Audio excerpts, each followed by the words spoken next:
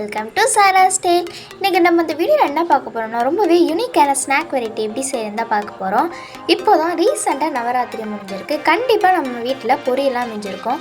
அதை வச்சு ஒரு சூப்பரான கிறிஸ்பி பக்கோடாவும் அது கூடவே ரொம்பவே எம்மி ஸ்வீட்டான அல்வா எப்படி செய்யறதா பார்க்க போகிறோம். வாங்க வீடியோக்குள்ளே போகலாம்.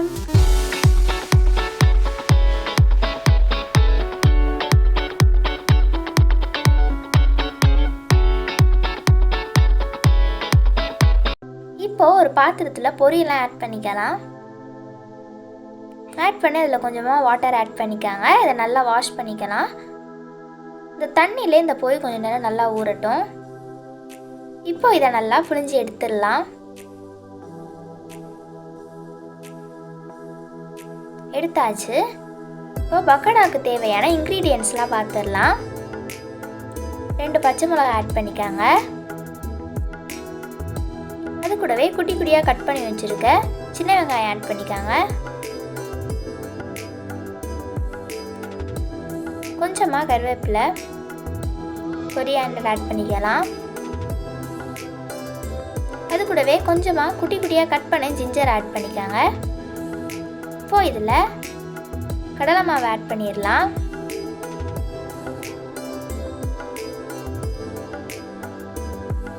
ஸ்பூன் அளவுக்கு ஆட் பண்ணியாச்சு. 2 ஸ்பூன் அளவு அரிசி மாவு ஆட் பண்ணிக்கலாம். ஆட் பண்ணியாச்சு. இப்போ காரத்துக்காக கொஞ்சமாக மிளகாய்த்தூள் ஆட் பண்ணிக்காங்க. இப்போ தேவையான அளவு உப்பு ஆட் பண்ணிக்காங்க. இது எல்லாத்தையும் நல்லா மிக்ஸ் பண்ணிக்கலாம். கொஞ்சம் கொஞ்சமாக தண்ணி தெளித்து நல்லா மிக்ஸ் பண்ணிக்காங்க.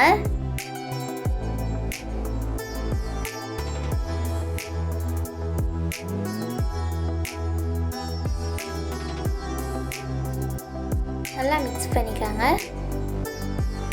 இப்போ இதை இந்த மாதிரி இந்த கன்சிஸ்டன்சிக்கு வரணும்.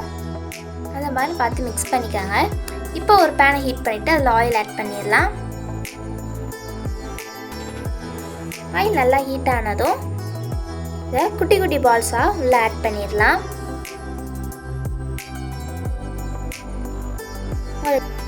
இது குக்காக ரொம்பலாம் டைம் ஆகாது. ஸோ மீடியம் ஃப்ளேமில் இருக்கட்டும். குட்டி குட்டி பால்ஸாக நம்ம உள்ள ஆட் பண்ணிக்கலாம்.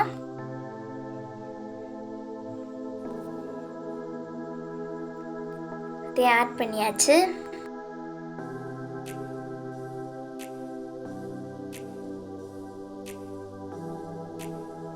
இப்போ இதை நல்லா திருப்பி விட்டுக்கலாம்.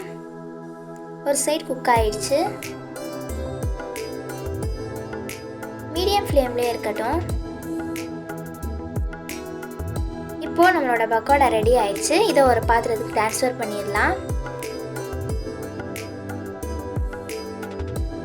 ரொம்பவே கிறிஸ்பியாக இருக்கும். கண்டிப்பாக ட்ரை பண்ணி பாருங்கள்.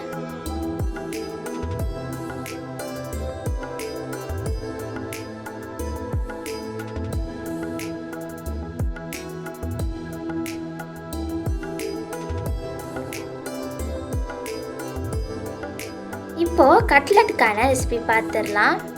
அதே மாதிரி பொரியை ஊற வச்சுக்காங்க. ஒரு பாத்திரத்தில் பிழிஞ்சு எடுத்துக்காங்க.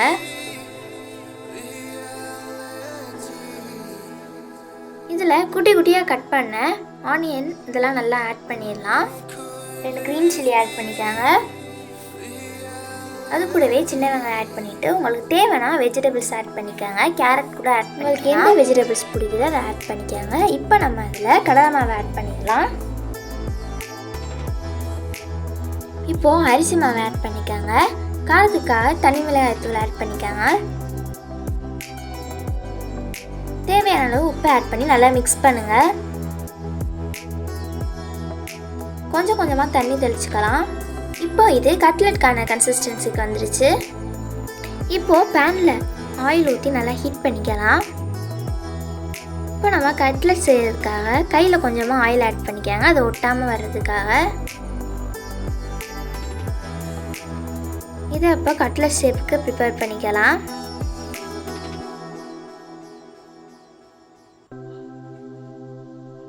இப்போ இதை ஆயிலில் ஆட் பண்ணிடலாம்.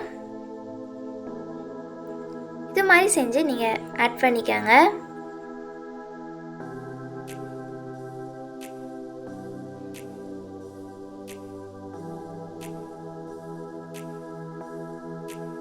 இப்போது நம்மளோட கட்லெட்டை நல்லா திருப்பி விட்டுக்கோங்க.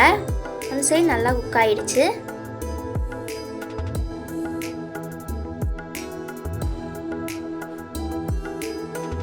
பாருங்கள், பார்க்கவே எவ்வளோ சூப்பராக இருக்குன்னு. இப்போ நம்மளோட கிறிஸ்பியான பொரி கட்லெட் ரெடி ஆயிடுச்சு.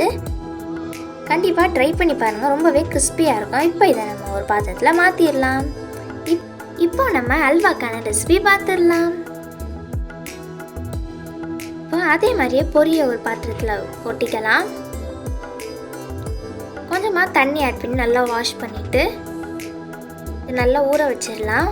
ஒரு 5 மினிட்ஸ் ஊற வச்சுக்கோங்க.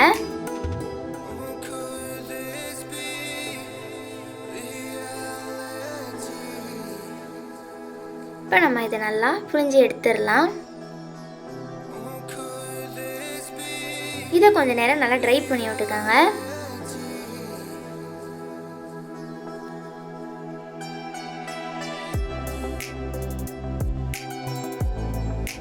இப்போ நம்ம ஒரு பேனில் வாட்டர் ஆட் பண்ணிக்கலாம்.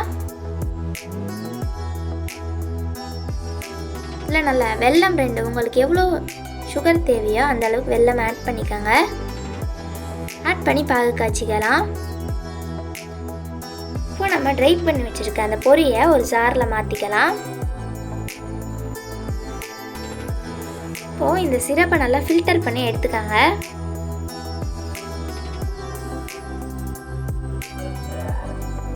இப்போ நம்ம இதில் கார்ன்ஃப்ளவர் மாவு ஆட் பண்ணிடலாம்.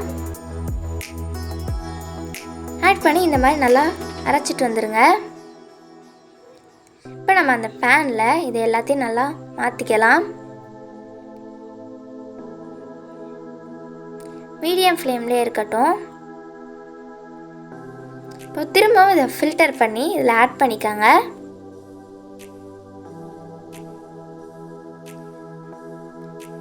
இதை நல்லா கைவிடாமல் நல்லா மிக்ஸ் பண்ணிக்கிட்டே இருங்க.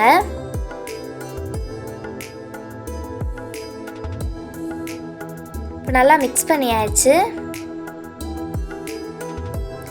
இப்போ நம்ம அதில் கீ ஆட் பண்ணிடலாம். கொஞ்சம் நிறையாவே ஆட் பண்ணிக்கோங்க. இப்போது கலருக்காக கொஞ்சமாக கேசரி பவுடர் ஆட் பண்ணிக்கலாம்.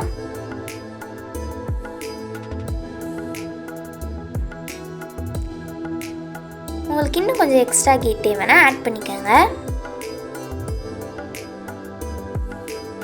லாஸ்ட்டாக ஏலக்காவை நல்லா நச்சுட்டு ஆட் பண்ணிக்கலாம். இப்போ நம்ம முந்திரிலாம் நல்லா வறுத்து எடுத்துக்கலாம்.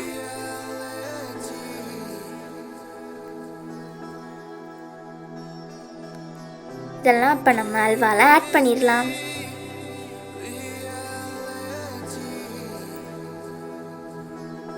சேர்த்து நல்லா மிக்ஸ் பண்ணி விடுங்க. இப்போ நம்ம நச்சு வச்சுருக்க ஏலக்காயெலாம் ஆட் பண்ணிடுங்க. இதோட ஃப்ளேவர் ரொம்பவே நல்லாயிருக்கும். அவ்வளோதான், நம்மளோட ரொம்பவே ஸ்வீட் எம்மி பொரி அல்வா ரெடி. கண்டிப்பாக ட்ரை பண்ணி பாருங்கள், ரொம்பவே சூப்பராக இருக்கும். ட்ரை பண்ணி பார்த்துட்டு உங்கள் ஃபீட்பேக்ஸை கமெண்ட் பாக்ஸில் சொல்லுங்கள். லைக் பண்ணுங்கள், ஷேர் பண்ணுங்கள், கமெண்ட் பண்ணுங்கள், மறக்காமல் சப்ஸ்கிரைப் பண்ணுங்கள். தேங்க்ஸ் ஃபார் வாட்சிங்.